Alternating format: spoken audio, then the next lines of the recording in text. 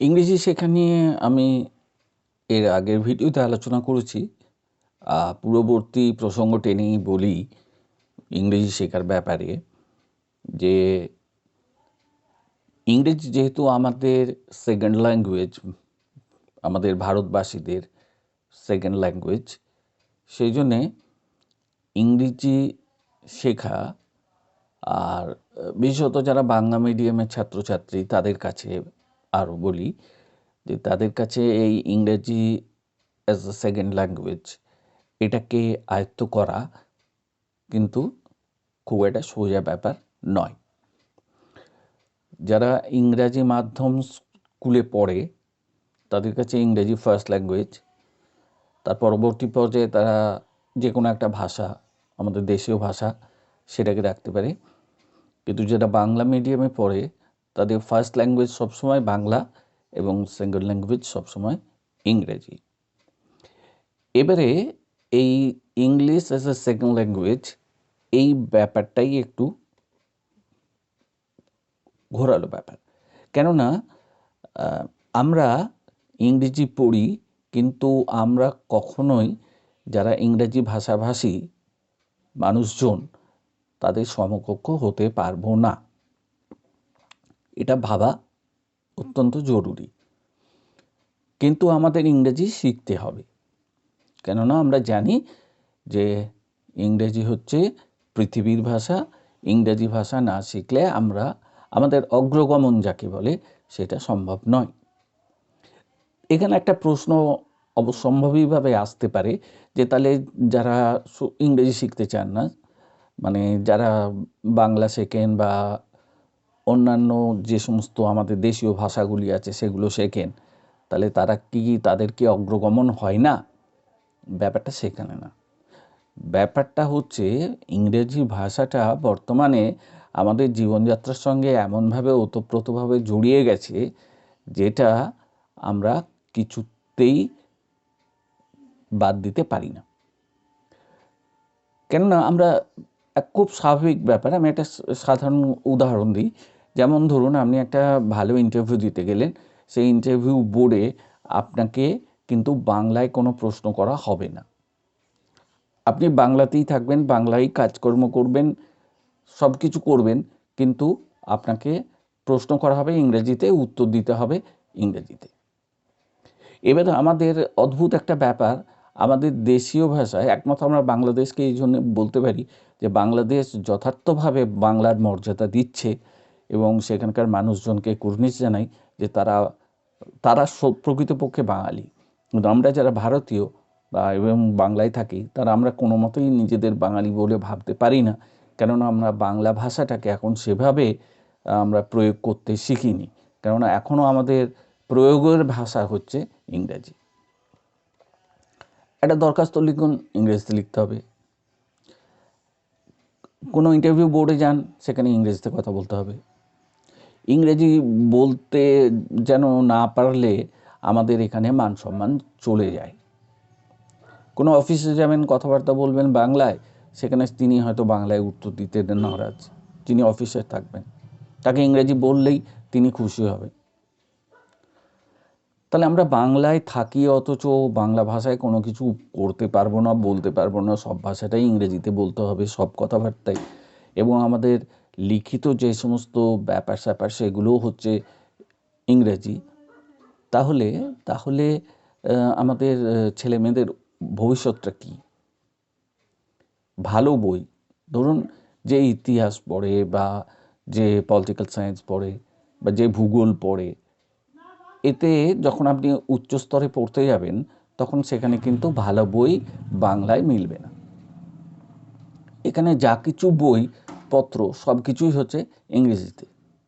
ভালো বই মানে ইংরেজি, ইংরেজি লেখকের বই বা যারা বিদগ্ধ ব্যক্তিত্ব তাদের লেখা বই সব কিছু ইংরেজি, বাংলায় ন্যূনতম আছে, কম আছে। তাহলে এই যে ব্যাপারটা দীর্ঘদিন ধরে চলে আসছে, তাহলে এটাকে কিভাবে আমরা কাটিয়ে উঠব? আমাদের তো কোনো গত্যন্তর নেই ইংরেজি ভাষা না জানা ছাড়া, জানতেই হবে যেমন করে হোক। এবার এই যে জানানোর যে পদ্ধতি, সেই পদ্ধতিটা নিয়ে হচ্ছে আসল ব্যাপার। একটা সময় ইংরেজি শেখানো হতো কিভাবে? গ্রামার ট্রান্সলেশন মেথডের মাধ্যমে।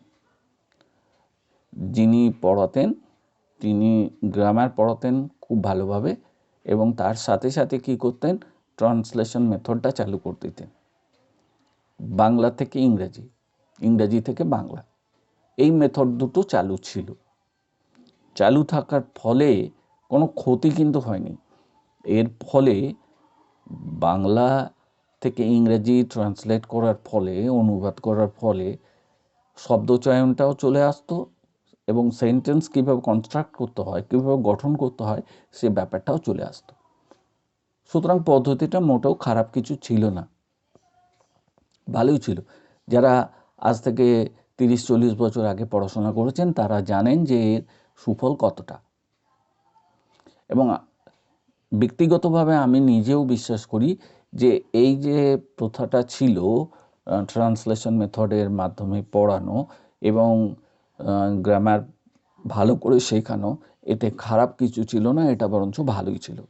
যদিও এখন বেশিরভাগ মানুষ, বিদগ্ধ মানুষ, তারা বলে থাকেন যে ওই গ্রামার ট্রামার শিখে কোনো লাভ নেই, ওসব অবান্তর ব্যাপার, ওসব তার চাইতে যে টেক্সট আছে সেই টেক্সটই পড়তে হবে, টেক্সট পড়ে সেখানের সঙ্গে তার সঙ্গে সংশ্লিষ্ট যে গ্রামাটিক্যাল পার্ট আছে সেটাকে প্রয়োগ করতে পারলেই ভালো, ডিটেলসে গ্রামার শেখার কোনো প্রয়োজন নেই। এটা ঠিক কথা। এটা আমি কিছুটা ক্ষেত্রে আমিও মানি যে আপনি যদি ডিটেলসে গ্রামার না শেখেন তাহলে আপনি ইংরেজি শিখবেন না, এই কথাটা বলা যায় না। কিন্তু কিছু কিছু জিনিস তো আপনাকে জানতেই হবে। টেন্স ছাড়া ইংরেজি লেখা সম্ভব নয়, টেন্স জানতেই হবে। আপনাকে কি করে ইংরেজি কনস্ট্রাক্ট করতে হয়, এই কনস্ট্রাকশনের ব্যাপারটা জানতে হবে। How to right correct English, এই ব্যাপারটা আপনাকে জানতে হবে। ইংরেজি তো আর অবান্তরভাবে লিখে দিলে হলো না। আমরা যেমনভাবে বাংলা বলি তার সঙ্গে তো ইংরেজির কোনো মিল নেই। বাংলা আমরা কি বলি? বাংলা হচ্ছে আগে আমাদের আমি ভাত খাই, তার মানে কি হচ্ছে? SOV সিস্টেম, আগে সাবজেক্ট, তারপর অবজেক্ট, তারপর ভাব। কিন্তু ইংরেজি এখন পুরোপুরি বিপরীত। সেটা কীরকম? SVO সিস্টেম, আগে সাবজেক্ট, তারপর ভাব, তারপর হচ্ছে অবজেক্ট। বাংলাতে বলা যায় আমি ভাত খাই, আমি খাই ভাত ইত্যাদি বলা যেতে পারে, কিন্তু ইংরেজিতে আই ইট রাইস, রিড আইস, এরকম বলা যাবে না। ইট আই রাইস কথাটা সম্পূর্ণভাবে ভুল। তাহলে এই প্রয়োগটাও ভুল। তাহলে এই জিনিসগুলো বলা যাচ্ছে না, তাহলে বাংলার সঙ্গে ইংরেজির একটা বড় রকমের ফারাক রয়েছে।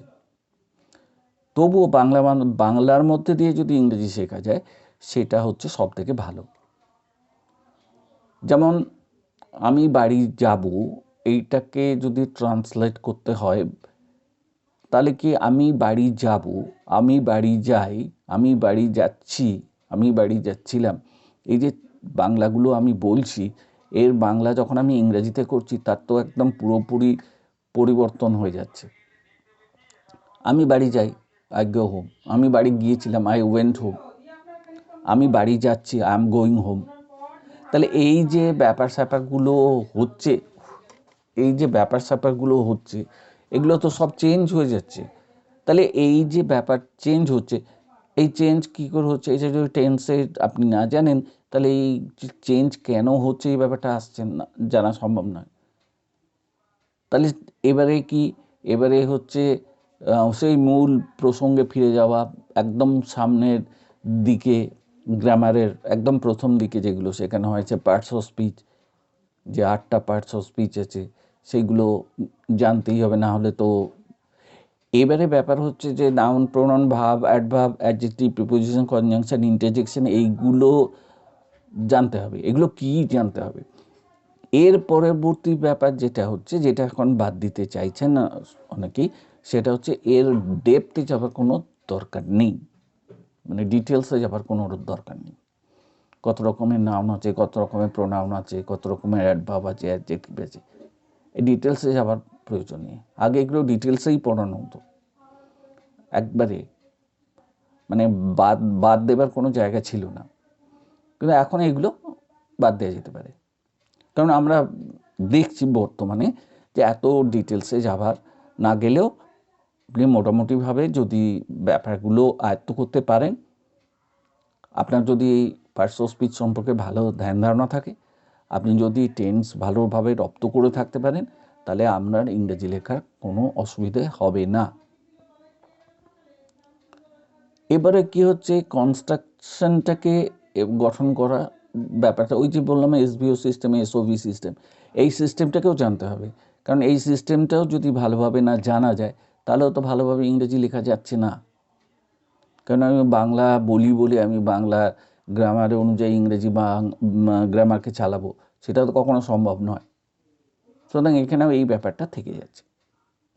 তাহলে ব্যাপারটা যেটা হচ্ছে, এরপর ইংরেজিতে যে সমস্ত জিনিসগুলো আছে সেগুলো হচ্ছে ইডিয়ামস অ্যান্ড ফ্রেজেস ব্যাপারগুলো আছে, গ্রুপ ভার্বসের ব্যাপারটা আছে, প্রচুর প্রিপোজিশন আছে। তাহলে এই সব জিনিসগুলো আমাদের সময় মাস্টারমশাইরা যখন ইডিয়াম ফ্রেজ পড়াতেন তখন তারা কিছু কিছু জায়গা মানে বেশ, আমাদের মুখ্য তখন বই ছিল পি.কে. দে সরকার। যারা পুরনো মানুষজন আছেন তারা জানেন পি.কে. দে সরকার বইটির গুরুত্ব কতটা। বর্তমানে তো অনেক বই বেরিয়ে গেছে বাংলায়, গ্রামার বই, কিন্তু পি.কে. দে সরকার একসময় একদম মানে ইংরেজি শেখার একদম কি বলবো, ওটা প্রামাণ্য গ্রন্থ ছিল, যে এটা না হলে ইংরেজি শেখা যাবে না। তো সেই পি.কে. দে সরকার আমার সময় পড়ানো হতো। সেই পি.কে. দে সরকারের মাস্টারমশাইরা যারা ইংরেজি পড়াতেন তারা প্রতিদিন ক্লাসে 20টা 25টা করে ইডিয়াম ফ্রেজ মুখস্থ করতে দিতেন আমাদের, যে করে আনতে হবে, মুখস্থ করতে হবে। এভাবে ইডিয়াম ফ্রেজগুলোকে মুখস্থ করানো হতো, ফ্রেজাল ভাব মুখস্থ করানো হতো, প্রিপোজিশন মুখস্থ করানো হতো, প্র্যাকটিস করানো হতো তার সঙ্গে সঙ্গেও, এগুলো সবই। কিন্তু ব্যাপার যেটা হচ্ছে, এত ইডিয়াম ফ্রেজ আছে, এগুলো তো মুখস্থ করে রাখা সম্ভব নয়। তারপরে আপনি কি করে অত ফ্রেজাল ভাব মুখস্থ রাখবেন? এবার কাজের ব্যাপারে যদি না আসে, যিনি কাজের মধ্যে আছেন বা যিনি শিক্ষকতা করেন তার ক্ষেত্রেই এই ব্যাপারগুলো প্রযোজ্য, কিন্তু অত ফ্রেজাল ভাব নিয়ে মাথায় রাখা সম্ভব নয়। এবারে করতে করতে এগুলো একটা কি হয়, যখনই আমি পড়ছি বা যখনই আমি প্র্যাকটিস করছি তখনই আমার মাথায় এগুলো ঢুকে যাচ্ছে আস্তে আস্তে, এবং দীর্ঘদিন ধরে প্র্যাকটিস করতে করতে কি হয়, এগুলো মাথায় থেকে যায়। তখন ব্যাপারটা ইংরেজি যখন লেখার ব্যাপার যেটা, সেটা তখন মোটামুটিভাবে একটা আয়ত্তের মধ্যে এসে পড়ে। কারণ ওই হাজারখানেক ইডিয়াম ফ্রেজ মুখস্থ রাখা চারটিখানি কথা, আবার দিনকে দিন তো নতুন নতুন আরও নতুন অনেক শব্দ বেরোচ্ছে, শব্দবন্ধ বেরোচ্ছে, সেগুলোকে মাথায় রাখাও সম্ভব নয়।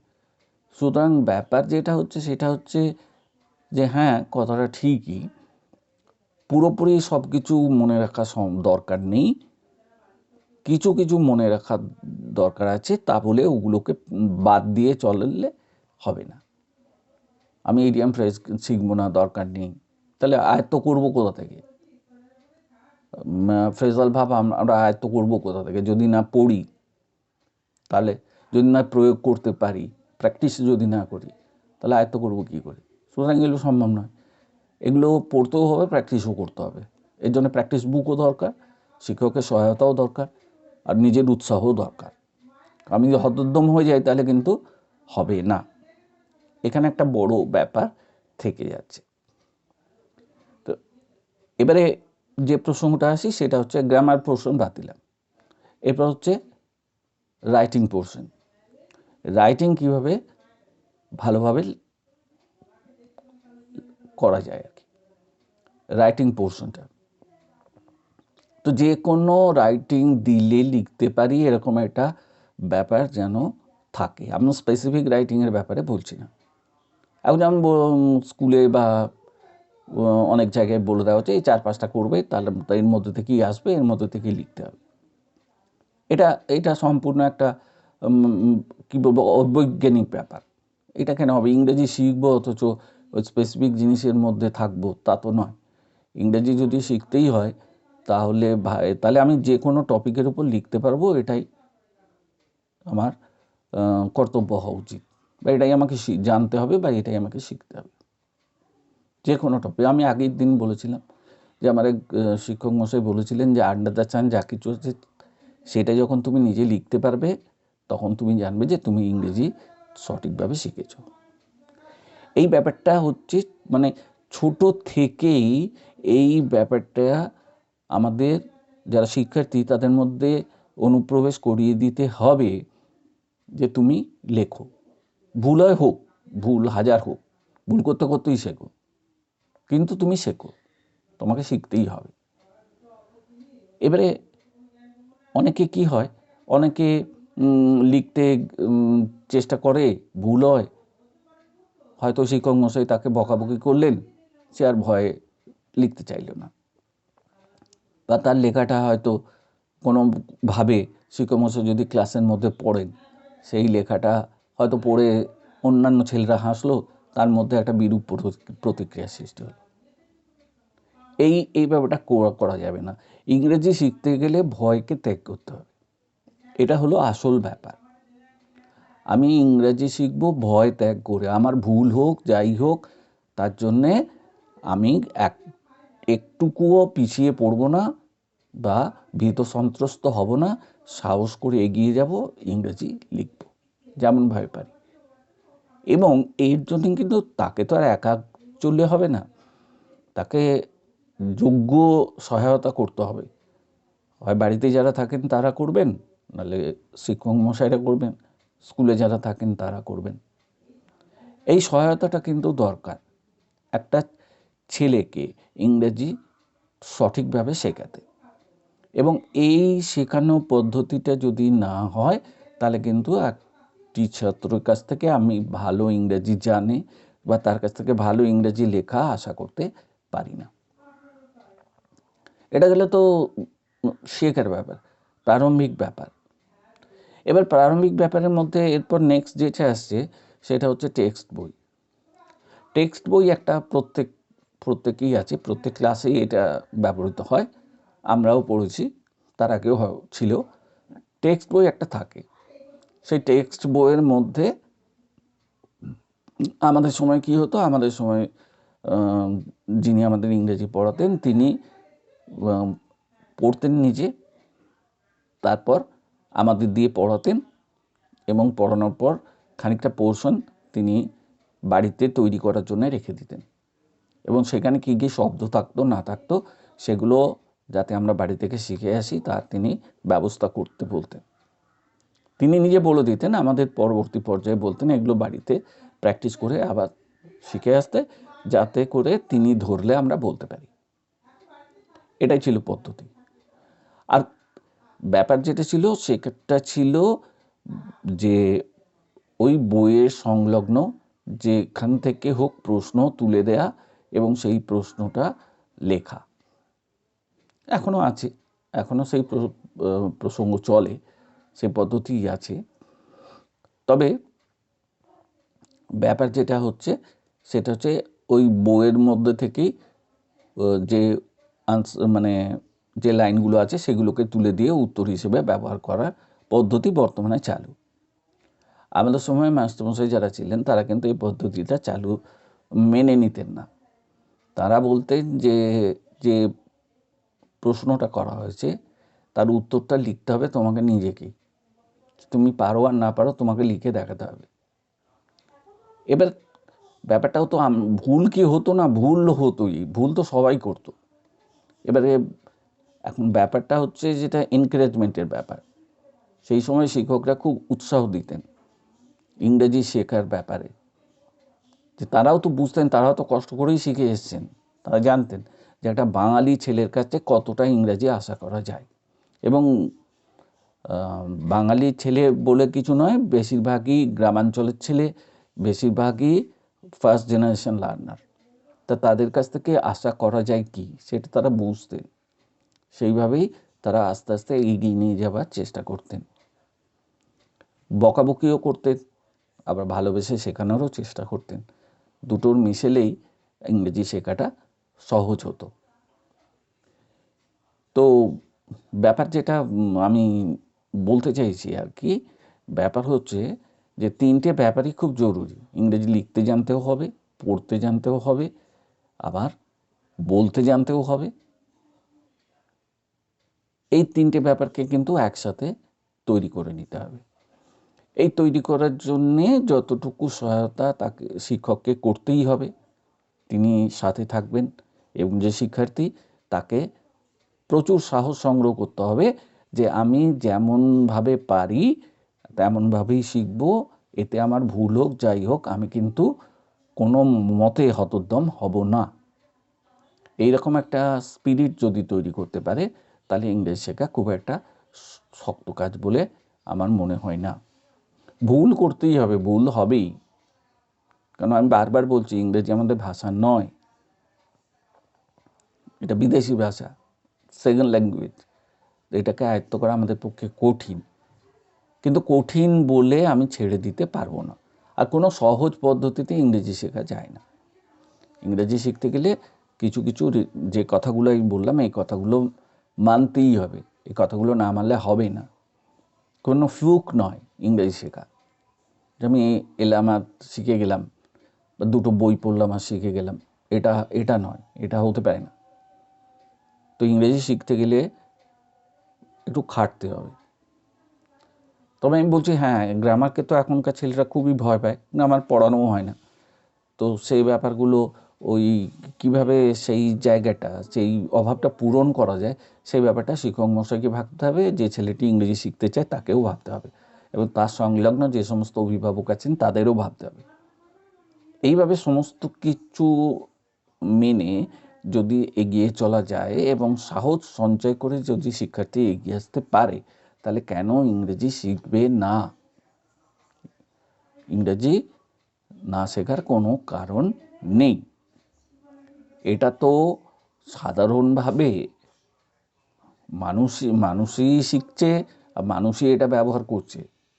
হ্যাঁ, আমরা ইংরেজদের মতো কথা বলতে পারবো না, ইংরেজদের মতো হয়তো লিখতে পারবো না, কিন্তু যেহেতু আমাদের ইংরেজি শিখতেই হবে সেহেতু আমরা কেন হতোদ্যম হব?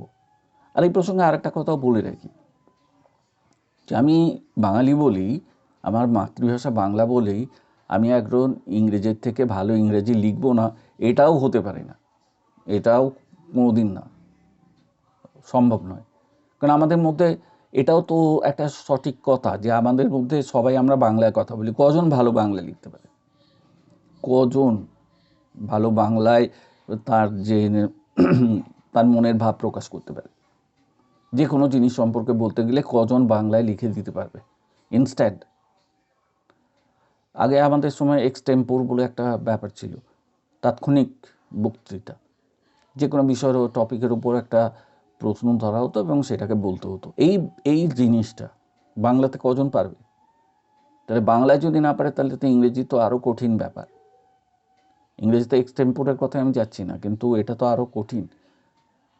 সুতরাং এই নিয়ে এটা ভাবার কোনো কারণই নেই যে ইংরেজরা পারে না বলে আমি পারবো না। পারবে, আরও ইংরেজির থেকে ভালো বাঙালি অনেক ছিলেন বা আছেন, তারা অনেক ভালো ইংরেজি লেখেন, এরকম অনেক খুঁজে পাবো আমরা। তো সুতরাং ব্যাপারটা যেটা মাথায় রাখতে হবে সেটা হচ্ছে আমাকে ভয় পেলে চলবে না। বিদেশি ভাষা তো কী হয়েছে, আমাকে এটা আয়ত্ত করতেই হবে, এই ব্যাপারটা আমাকে রপ্ত করতেই হবে, এটাকে আমাকে শিখতেই হবে এবং এর গভীরে প্রবেশ করতেই হবে।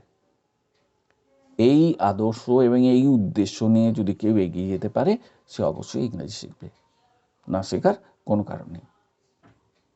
তাহলে আমি এই যে কথাগুলো বললাম, এই কথাগুলো বললাম আমি একটু অনুধাবন করার জন্যে, যারা শিক্ষার্থী তাদের কাছে এবং যারা ইংরেজি শিখতে চান তাদের কাছেও। তো সবাইকে আবার বলি ফের, মলয়বন্ধ ইউটিউব বাংলা চ্যানেলে আপনাদের সবাইকে স্বাগত। তো আপনার যদি ভালো লাগে আমার কথাবার্তা, তাহলে আমার চ্যানেলটিকে লাইক করবেন, শেয়ার করবেন, সাবস্ক্রাইব করবেন এবং কমেন্ট করতেও ভুলবেন না। কারণ আমি আগের দিনও বললাম ইন্টারাকশান হচ্ছে সবথেকে ভালো জিনিস। কারোর মধ্যে যদি কিছু থাকে, কেউ যদি নতুন কিছু সামনে আনতে পারেন, সবারই মঙ্গল, আমারও মঙ্গল, যে শিখছে তারও মঙ্গল, এবং যিনি কমেন্ট করে জানাচ্ছেন তারও ভালো, কারণ ইন্টারাকশনের মধ্যে দিয়ে সব কথা জিনিসই বেরিয়ে আসবে, সবার মতামত প্রকাশ করার একটা সুযোগ থাকছে এখানে। সুতরাং আমরা চলি, সেই পথেই চলি, এবং এটাকেই আমরা মনে একটা মানে আমরা দৃঢ় প্রতিজ্ঞ হই যে আমরা ইংরেজি না শিখে ছাড়ব না, যত শক্তই বলুক না লোকে। সবাই ভালো থাকবেন। আপনাদের সবাইকে আবার ধন্যবাদ জানাই আমার চ্যানেলকে এতক্ষণ ধরে কষ্ট করে আমার বক্তব্য শোনার জন্য। ভালো থাকবেন।